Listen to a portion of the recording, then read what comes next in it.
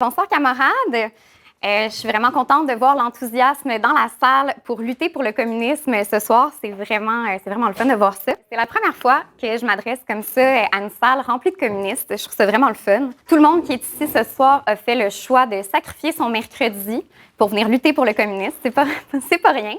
Vous auriez certainement pu rester chez vous, assis sur votre sofa, ou je suis sûre que vous auriez des lectures ou du ménage à faire, mais non, vous êtes ici et vous êtes ici parce que vous êtes communiste, parce que vous êtes tanné du système et vous voulez voir la révolution de votre vivant. Vous voulez activement y prendre part, vous voulez contribuer à la lutte. Aujourd'hui, le but de ma présentation, c'est de vous convaincre d'abord que vous êtes communiste, si jamais il y en a dans la salle qui ne sont pas encore convaincus, et qu'en tant que communiste, vous devez absolument vous organiser sous la bannière du marxisme et rejoindre notre organisation, la Riposte socialiste, la section canadienne de la tendance marxiste internationale. J'ai de la misère à croire que je suis devant vous ce soir parce que l'an dernier, à pareille date, j'étais de l'autre côté. J'étais assise dans l'audience à notre premier événement de la rentrée et ça faisait seulement quelques mois que j'étais membre de l'organisation.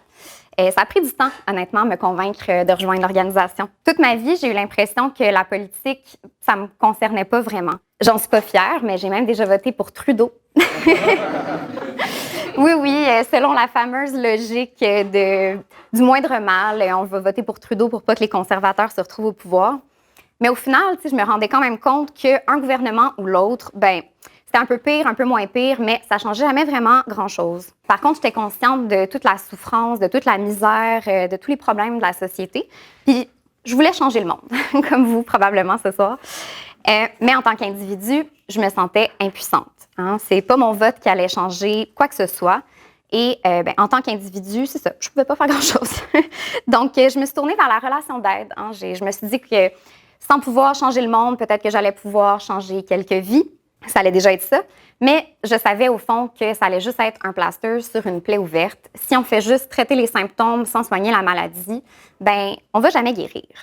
Avant de rencontrer la Riposte, la seule fois que j'avais entendu parler vraiment de communisme, c'était dans un cours au cégep.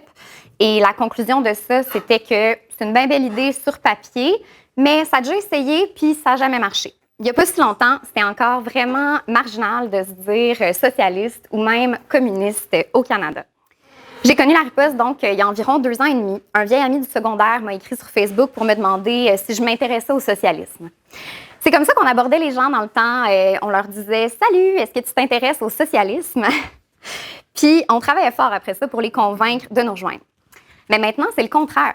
C'est les gens qui viennent à nous puis nous disent direct « Je suis communiste, je veux vous rejoindre, je veux vous aider à construire l'organisation. » Ils sont tannés de l'impasse du système capitaliste, ils veulent s'impliquer activement dans la lutte. Il y a un sondage récemment qui a montré que 13% des jeunes Canadiens de 18 à 34 ans pensent que le système économique idéal au Canada, ça serait le communisme. Si on regarde juste les 18 à 24 ans, ça monte à 17%. Et c'est normal, on parle de la génération qui a grandi sous les effets de la crise économique de 2008, celle qui n'a rien connu d'autre que l'austérité, la crise environnementale, la guerre, la crise du logement et j'en passe. Puis on n'a pas les chiffres pour les moins de 18 ans, mais si la tendance se maintient, on peut s'attendre à ce qu'ils soient encore plus enthousiastes pour le communisme. Depuis qu'ils sont au monde, ils constatent l'échec du système capitaliste à faire quoi que ce soit pour améliorer la situation. Puis c'est pour ça qu'on voit vraiment la radicalisation de la jeunesse. Il est question de plus d'1 million de jeunes communistes au Canada. C'est vraiment immense. Puis on voit ça partout ailleurs dans le monde. Selon le même sondage, qui, soit dit en passant, est un sondage de l'Institut Fraser, une grosse compagnie, une grosse entreprise capitaliste, là, donc c'est pas nous qui le dit. Donc, selon le même sondage, au Royaume-Uni, c'est 29% des jeunes qui pensent que le communisme serait le système économique idéal pour leur pays. Puis c'est pas surprenant, dans la dernière année, là-bas, on a vu des gros mouvements de grève, des grosses manifestations, parce que la hausse du coût de la vie, l'inflation, la hausse du coût de l'énergie a fait en sorte que les gens étaient juste plus capables de subvenir à leurs besoins de base. En Australie et aux États-Unis, c'est 20% des jeunes qui pensent que le communisme serait le système économique idéal. C'est des millions de jeunes communistes américains. On parle de la plus grande puissance économique mondiale, le vent de la bête. C'est du jamais vu. Alors, on peut se demander, qu'est-ce qui a changé? Comment est-ce qu'on est arrivé à ce que autant de personnes s'intéressent au communisme au Canada, dans le plus meilleur pays du monde? Après la Deuxième Guerre mondiale, il y a eu un boom économique vraiment exceptionnel, sans précédent. Et donc, le gouvernement pouvait se permettre des réformes sans précédent. tout en étant sous le capitalisme. On peut penser au système de santé avec le régime d'assurance maladie. On peut penser aussi au système d'éducation qui est beaucoup plus accessible qu'ailleurs dans le monde, aux nombreux programmes sociaux, au taux de syndicalisation élevé. Tous ces gains sociaux-là, toutes les avancées ont nourri les illusions de la population envers la possibilité, dans le fond, de réformer ou d'améliorer le système. Vos parents, vos grands-parents regardent probablement en arrière avec nostalgie. Ils voudraient retourner à cette époque-là où le capitalisme avait encore des choses intéressantes à offrir. Mais on en est loin aujourd'hui.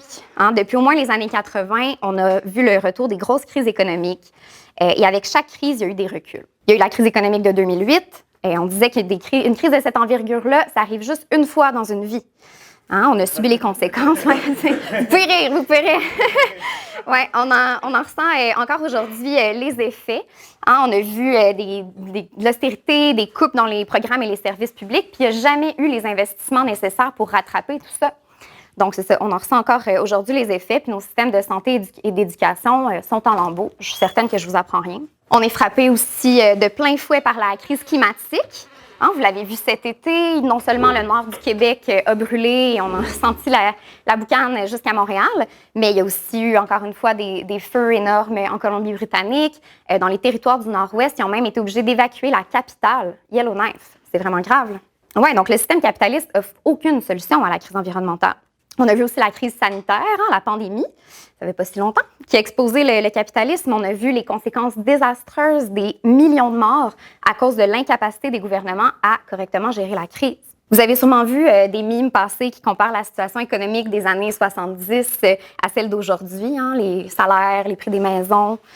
On comprend nos grands-parents de regarder en arrière, sauf qu'on peut juste arriver à la conclusion qu'on ne va jamais réussir à retourner à des conditions économiques comme ça sous le capitalisme. Oui, on fait juste s'en éloigner, en fait, de plus en plus. Crise inflationniste, crise du coût de la vie, crise du logement. Les crises sont vraiment loin d'être exceptionnelles. On voit que la conscience commence à rattraper les événements. Les gens réalisent de plus en plus l'impasse dans laquelle on se trouve, l'impasse du système capitaliste. Et comme vous, les gens se tournent vers le communisme pour de réelles solutions. Le communisme est revenu à l'ordre du jour. Je suis contente de voir l'enthousiasme spécifiquement pour le communisme dans la couche la plus radicalisée de la jeunesse. C'est incroyable considérant qu'il n'y a pas vraiment de grosses organisations communistes au Canada. Je pense que c'est lié au fait que la gauche aujourd'hui déçoit et offre pas vraiment de solution de rechange au capitalisme. On voit l'impasse et les échecs des partis, des organisations et des personnalités de gauche, ou même qui se disent socialistes. Je pense entre autres à Bernie Sanders, un socialiste démocrate autoproclamé qui avait beaucoup de succès pendant la course à la présidence américaine en 2016 et en 2020. Il parlait ouvertement de socialisme, il dénonçait l'establishment, il parlait même d'une révolution contre les milliardaires. T'sais. Vraiment, il s'attaquait directement à eux et ça suscitait beaucoup d'enthousiasme. Ça avait fait des vagues jusqu'au Canada, je suis certaine que vous en avez entendu parler, puis ça a vraiment popularisé le socialisme. C'est devenu mainstream. Malheureusement, qu'est-ce que ça a donné tout ça? Bernie Sanders aurait pu mobiliser sa base pour former un nouveau parti des travailleurs et, mobiliser sa base, en fait, pour former un nouveau parti des travailleurs. Mais non, plutôt que ça, il a décidé de donner son appui au candidat de l'establishment, donc à Hillary Clinton en 2016 et par après à Joe Biden en 2020, puis encore tout récemment pour les élections de 2024. Encore aujourd'hui, c'est blanc ou noir. Si on est critique envers Biden, c'est nécessairement parce qu'on supporte Trump. C'est l'impasse. Le manque d'audace est vraiment répandu chez les représentants de la classe ouvrière en ce moment. Même ici au Canada, les leaders du mouvement ouvrier, les dirigeants syndicaux, les partis des travailleurs, la gauche en général est assez molle. Les travailleurs et la jeunesse voient que le NPD est au pied des libéraux sans même réussir à avoir des gains significatifs. Au niveau provincial, on observe une situation similaire avec Québec solidaire, un parti qui a une tradition anticapitaliste, anti-establishment, mais qui s'éloigne de plus en plus de ces traditions-là. Le parti a reculé sur beaucoup de changements radicaux qu'il mettait de l'avant dans sa plateforme il y a quelques années, comme la gratuité scolaire, par exemple. Il se limite maintenant à des petites mesures réformistes qui s'inscrivent dans le cadre du système capitaliste. Il modère son discours. Il présente un programme supposément réaliste.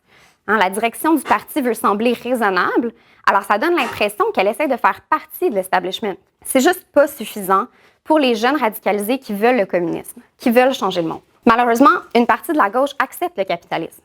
Elle pense que c'est possible de le réformer ou de minimiser ses pires effets. Ceux qui se disent socialistes comme Bernie Sanders, certains connaissent peut-être AOC, Alexandria Ocasio-Cortez, des Democratic Socialists of America, Ils ont dilué le terme socialisme jusqu'à ce qu'il perde sa signification. Ils ont réduit le socialisme à l'idée de redistribution des richesses et de réformes qui s'inscrivent dans le cadre du capitalisme. Évidemment, on est en faveur de l'amélioration des conditions de vie. C'est certain qu'en tant que communiste, on va être de toutes les luttes où les travailleurs défendent leurs droits, leurs conditions de travail et toutes les luttes contre l'oppression. Mais ce ne sera jamais assez. Justement, sous le capitalisme, on est constamment en train de se battre parce que chaque petit gain peut être enlevé à tout moment. Tant que ce sont les banquiers, les grandes entreprises qui contrôlent l'économie, ils vont trouver le moyen de saboter les réformes, de baisser les salaires et de garder leurs profits. C'est ce qu'on voit en ce moment avec le démantèlement des services au Québec, par exemple. Les gens qui veulent un réel changement dans la situation ne sont pas satisfaits par les options que la gauche leur présente. Et c'est pour ça qu'on voit le retour en force des idées du communisme. Pour avoir des améliorations durables, il faut changer le système. Et à travers l'histoire, les plus grandes avancées ont été obtenues par des mouvements révolutionnaires. Le potentiel est là et on doit le saisir. On remplit une salle présentement, mais il y a des milliers d'autres jeunes communistes comme nous de l'autre côté de la porte. Pouvez-vous imaginer ce qu'on pourrait accomplir avec une organisation d'1 million de jeunes communistes au Canada? Moi, je pense que ça serait facile de faire la révolution. Mais ils ne sont pas organisés en ce moment. Et il faut que ça change. Il faut absolument que les communistes s'organisent pour amener la révolution à la victoire. Vous avez peut-être remarqué des affiches rouges dans la ville avec Marx qui vous pointe en vous demandant « Es-tu communiste? » C'est ça notre approche maintenant. On est marxiste, on s'appuie sur une analyse du monde qui nous entoure pour élaborer nos perspectives et nos stratégies. Et on a remarqué un changement dans la situation mondiale, dans la situation ici au Canada. Comme je l'ai dit, on est rendu à plus d'1 million de jeunes communistes canadiens. C'est à eux qu'on s'adresse.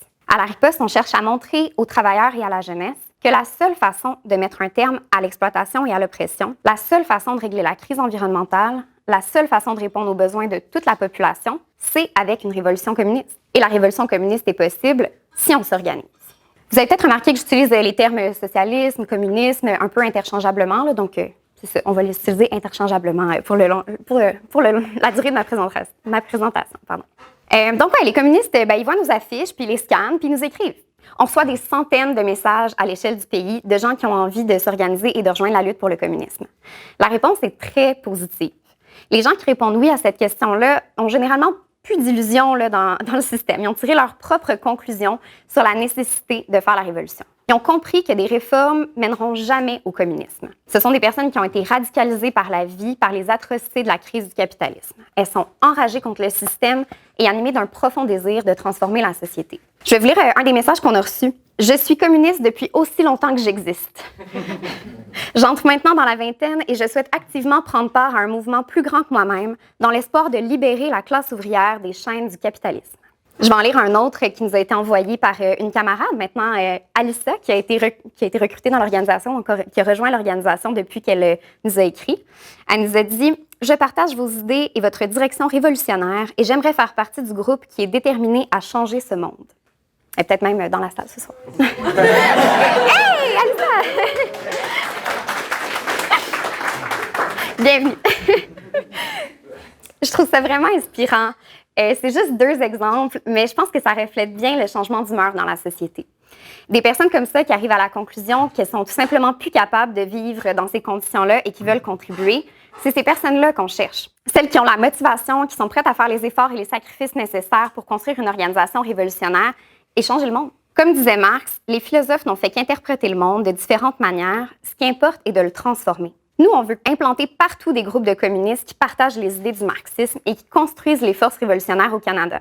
Dans chaque ville, dans chaque milieu de travail, sur chaque campus, on cherche à organiser la couche de la population qui a compris la nécessité de mener la révolution à la victoire. Qu'est-ce que ça signifie pour nous, par exemple, d'être communiste? Qu'est-ce qu'on défend à la riposte, à la TMI? Il y a une certaine confusion autour du mot communisme. Pour reprendre les mots de Marx, le communisme, c'est pas un état des choses qu'on doit établir, un idéal auquel la réalité va devoir se conformer. Il disait que le communisme, c'est le mouvement réel qui abolit l'état actuel des choses. Et déjà à son époque, au 19e siècle, au milieu du 19e siècle, Marx a compris que ce mouvement-là était possible. Les conditions existaient déjà.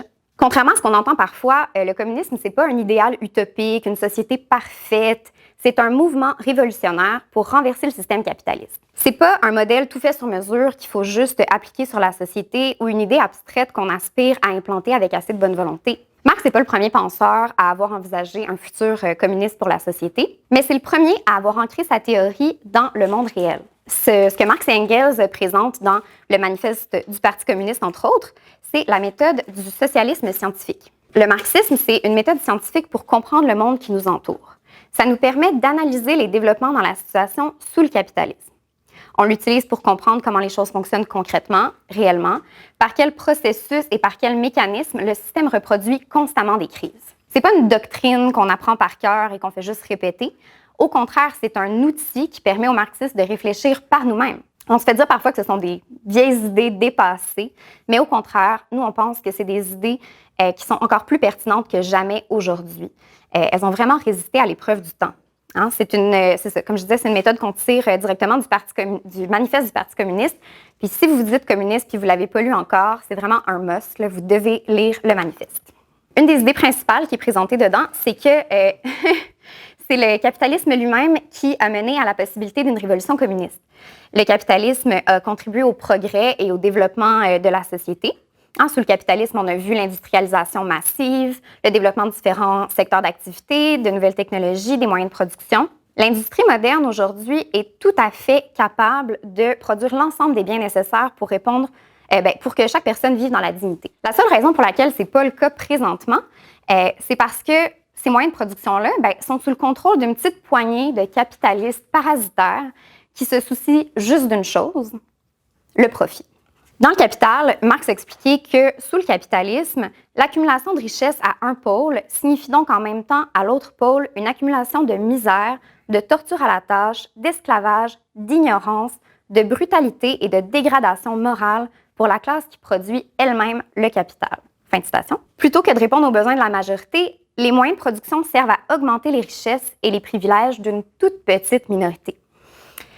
Malgré toute la planification requise dans la production à grande échelle, les biens sont distribués selon l'anarchie du marché libre. C'est un système chaotique, désorganisé et irrationnel où la misère et la famine côtoient la surproduction et le gaspillage, où le chômage côtoie l'exploitation brutale. Ce que ça nous montre, c'est que le capitalisme est en déclin. Hein? Une longue et douloureuse chute dans laquelle il entraîne la société et la planète avec lui. Déjà dans le manifeste, Marx et Engels expliquent que les crises récurrentes sous le capitalisme ne sont pas dues à un manque de ressources. Au contraire, il s'agit de crises de surproduction. Puisque les travailleurs sont payés moins cher que la valeur qu'ils produisent, ils ne sont jamais capables de racheter l'ensemble des marchandises produites. Comme on peut lire dans le manifeste, chaque crise détruit régulièrement non seulement une masse de produits déjà créés, mais encore une grande partie des forces productives déjà existantes elles-mêmes. Une épidémie qui, à toute autre époque, eût semblé une absurdité, s'abat sur la société, l'épidémie de surproduction. Fin de citation. On voit donc l'immense potentiel dans la société. Il ne manque pas de ressources. Il y a assez de nourriture pour que chacun mange à sa faim. Il y a assez de maisons pour que chacun ait un toit. Puis il y a assez d'opportunités pour que chacun vive dans la dignité et contribue à la société au meilleur de ses capacités. Sous le système capitaliste, ce potentiel humain-là, il est perdu, dissipé, dans le grind machine obsédé par le profit. Le capitalisme a joué un rôle progressif par le passé, mais maintenant, il nous retient en arrière. On passe à côté de ressources technologiques qui permettraient à la société de progresser, simplement parce qu'on doit d'abord trouver le moyen de les rendre profitables. Ce sont les travailleurs qui font littéralement toute la job, mais ils ne contrôlent aucun aspect de leur vie. Ça nous amène à un autre point important qu'on retrouve dans le manifeste. Le capitalisme crée ses propres fossoyeurs. Dans le manifeste, Marx et Engels expliquent le rôle révolutionnaire de la classe ouvrière sous le capitalisme. Le capitalisme exploite les travailleurs. Le but du capitaliste, c'est de faire le maximum de profit. Alors, il cherche par tous les moyens à exploiter les travailleurs au maximum. Mais puisque les capitalistes dépendent des travailleurs pour faire du profit, ça donne une force à la classe ouvrière. Non seulement on a intérêt à renverser le système, mais étant donné notre rôle dans la production, on a aussi les moyens de le faire. Pas une roue tourne, pas une ampoule brille sans la gentille permission de la classe ouvrière. On entend parfois que ça n'existe plus, la classe ouvrière.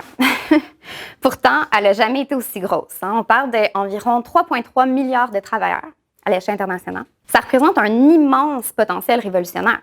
Le système capitaliste monte les individus les uns contre les autres. On est toujours en compétition pour les meilleures opportunités. Le capitalisme met les bâtons de l'oppression et de la répression dans les roues de tous ceux qui sont une menace pour lui. La classe ouvrière doit s'unir dans la lutte contre son seul et véritable ennemi, le capital. Elle a la force de le renverser parce que sans elle, le système ne peut pas exister. La classe ouvrière a de ses mains construit tout ce qui nous entoure. Chaque jour, elle porte la société au bout de ses bras. On a bien vu à quel point la classe ouvrière était essentielle au bon fonctionnement de la société avec la pandémie. Les gens qui disent que la classe ouvrière n'existe plus devraient venir nous expliquer qui faisait rouler la société pendant la pandémie, qui produisait les masques, qui mettait de la bouffe sur les tablettes des épiceries, qui soignait les malades, qui venait vous porter du take-out chez vous. C'était certainement pas les PDG puis les patrons qui faisaient ça. C'était des travailleurs, c'était la classe ouvrière. C'est un des piliers du marxisme. La classe ouvrière, unie et organisée, est la seule force capable de renverser le système qui l'a créé, de renverser le capitalisme à travers un mouvement de lutte révolutionnaire. Mais est-ce que c'est vraiment possible? Est-ce que c'est déjà arrivé? Le meilleur exemple de ça, c'est la Révolution russe de 1917, où pour la première fois dans l'histoire, les travailleurs et les opprimés ont pris le pouvoir. La Révolution russe a été le premier et seul véritable exemple de révolution menée par la classe ouvrière qui a renversé la bourgeoisie et entrepris la transformation de la société vers le communisme. Le Parti bolchevique a travaillé pendant de nombreuses années à lier la lutte des travailleurs pour de meilleures conditions de vie à la lutte pour renverser le capitalisme. On étudie à la riposte les textes de Lénine et de Trotsky qui étaient à la tête du Parti bolchevique pour bien comprendre comment ils ont fait pour mener la révolution à la victoire et aussi quelles sont les premières étapes pour transformer la société, pour ériger les bases d'une société nouvelle. Puis la Révolution a réussi à accomplir des choses vraiment impressionnantes en URSS. Dans un pays où la grande majorité de la population était analphabète, on a implanté un système d'éducation universelle. L'industrie s'est développée tellement rapidement qu'on est passé d'un pays agricole sous-développé au premier pays à voyager dans l'espace. Ça a été un des premiers endroits au monde à donner le droit de vote aux femmes, à décriminaliser l'homosexualité. Ils l'ont fait immédiatement. Ça allait prendre des décennies avant de voir ça partout ailleurs. Mais évidemment, on sait que l'URSS s'est effondrée. Les choses ont commencé à dégénérer sous Staline, mais beaucoup de gains ont été perdus à ce moment-là. Et les capitalistes essaient souvent de confondre le communisme avec la dictature totalitaire du stalinisme. Alors, l'effondrement de l'URSS, c'est une question vraiment importante pour nous. Malheureusement, c'est un sujet qui mériterait sa propre présentation. J'aurai pas le temps de rendre justice à cette question-là ce soir, alors je vais m'en tenir à résumer les principales causes. Donc, étant donné le caractère international du système capitaliste, le mouvement de la classe ouvrière vers le socialisme doit être international lui aussi. Il ne peut pas y avoir de socialisme dans un seul pays comme le prétendait Staline. Il faut comprendre qu'au moment de la Révolution en 1917, la Russie était beaucoup moins développée que le reste de l'Europe. C'était un pays arriéré économiquement. L'URSS s'est retrouvée isolée quand partout les leaders socialistes ont trahi la classe ouvrière et que toutes les autres tentatives de révolution en Europe ont échoué à renverser le capitalisme. Donc, il y a même eu une guerre civile où les puissances impérialistes et les tsaristes ont essayé de renverser la révolution. Toutes ces conditions-là ont rendu ça extrêmement difficile pour les travailleurs de s'impliquer dans le contrôle démocratique de la société. Ça a mis en place les conditions pour qu'une toute petite clique bureaucratique prenne le pouvoir.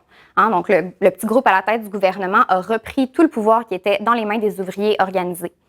Les stalinistes ont même activement nui à d'autres tentatives révolutionnaires ailleurs dans le monde, par peur qu'une révolution victorieuse ailleurs donne un exemple aux travailleurs russes. Mais si vous voulez creuser la question davantage, Trotsky a vraiment bien expliqué la montée du stalinisme et les problèmes de l'Union soviétique d'un point de vue marxiste dans son livre « La révolution trahie » et dans plusieurs autres textes. C'est vraiment important d'étudier l'histoire. Il faut apprendre des événements historiques significatifs comme la Révolution russe et sa dégénérescence pour comprendre ce qui est à faire et à éviter dans l'avenir. Il ne faut pas jeter le bébé avec l'eau du bain et abandonner le communisme à cause des échecs du passé.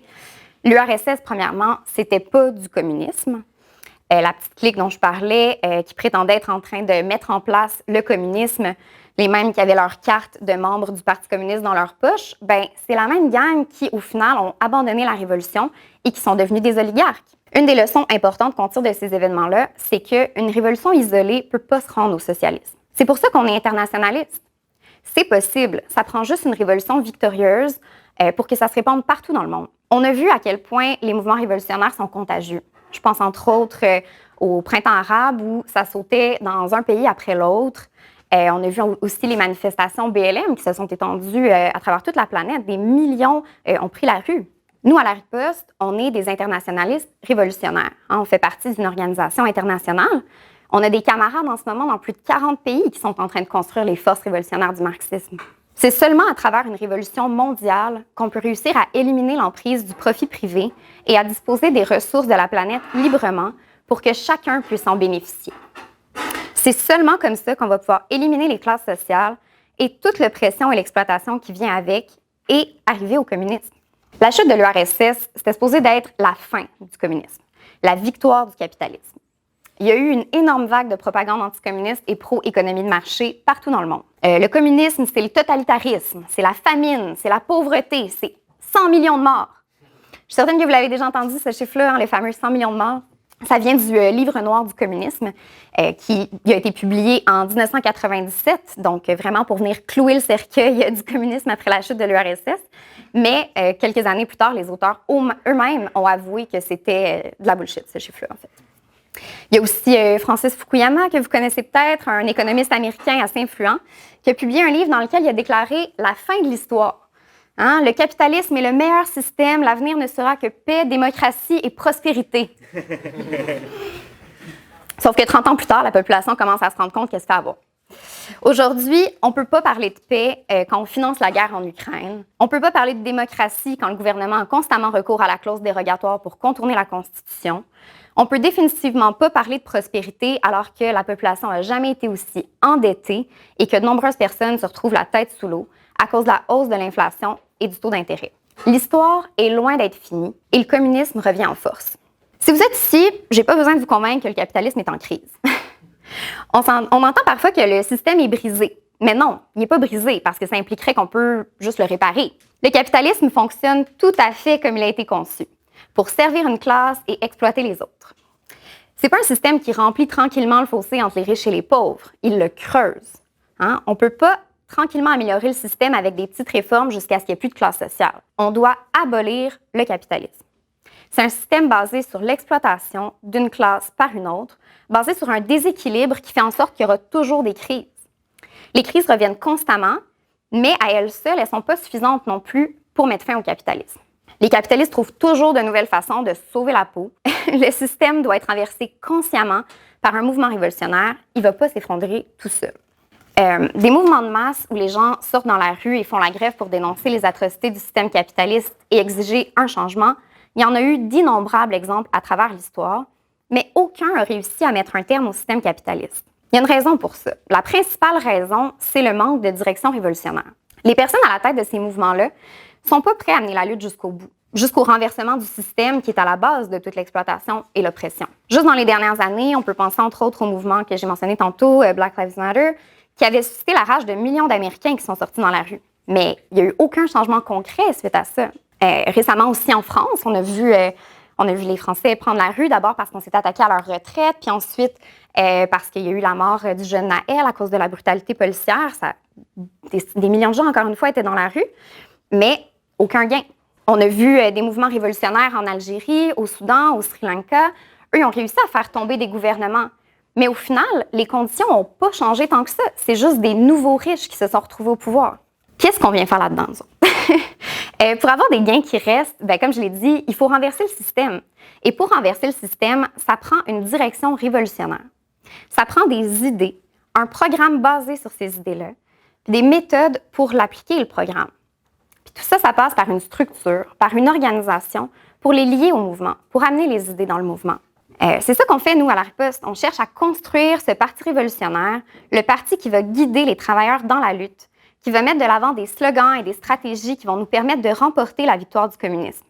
On veut unir ceux qui sont arrivés à la conclusion de la nécessité de faire la révolution et qui veulent la réaliser. En ce moment, notre organisation est tout petite. On n'a pas vraiment d'influence dans le mouvement ouvrier. On est encore assez insignifiant sur la scène politique. Mais on ne peut pas attendre que la révolution éclate. Hein? Et ça peut arriver à n'importe quel moment. Alors, il faut se préparer tout de suite. Il faut se mettre à construire dès maintenant l'organisation.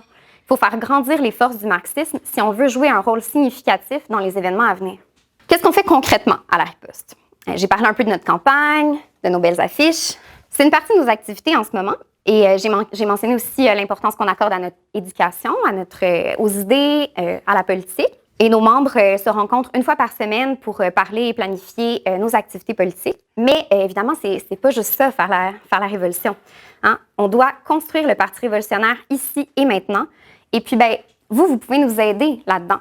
Avec vous, on va être capable de bâtir des cellules communistes et gagner des travailleurs et des étudiants partout autour de nous au communisme. Rosa Luxembourg a dit « socialisme ou barbarie ». Et chaque jour, on s'enfonce de plus en plus dans la barbarie. On doit prendre possession de nos milieux de travail, prendre le contrôle de la production et des industries et de l'économie pour répondre aux besoins de toute la population et rompre avec le profit privé. Les réformes nous permettront jamais d'en arriver là. Quand on pourra utiliser les moyens de production selon un plan démocratique et rationnel, on va être capable de répondre aux besoins de l'ensemble de la société. Tout le monde aura accès à de la nourriture et des soins de santé, un logement de qualité. On va pouvoir garantir aussi une véritable éducation de qualité à tout le monde. Imaginez comment ça va pouvoir contribuer à l'épanouissement de la science et de la culture, que ce genre de choses-là ne soit pas réservé à juste une minorité. Sous le capitalisme, l'intelligence artificielle menace des jobs, alors qu'on pourrait s'en servir pour réduire la semaine de travail et avoir tous plus de temps à consacrer aux autres activités qui nous intéressent. Il faut s'organiser. La force est dans le nombre. Seul, on est impuissant face au système. Avec une organisation, on peut avoir un réel impact. Tout le monde a un rôle à jouer dans la révolution. Alors, je ne prendrai pas davantage de votre temps. J'espère que j'ai réussi à vous convaincre de rejoindre notre organisation, de rejoindre la riposte socialiste pour construire les forces révolutionnaires du marxisme. Ensemble, j'ai confiance qu'on va pouvoir voir la révolution de notre vivant.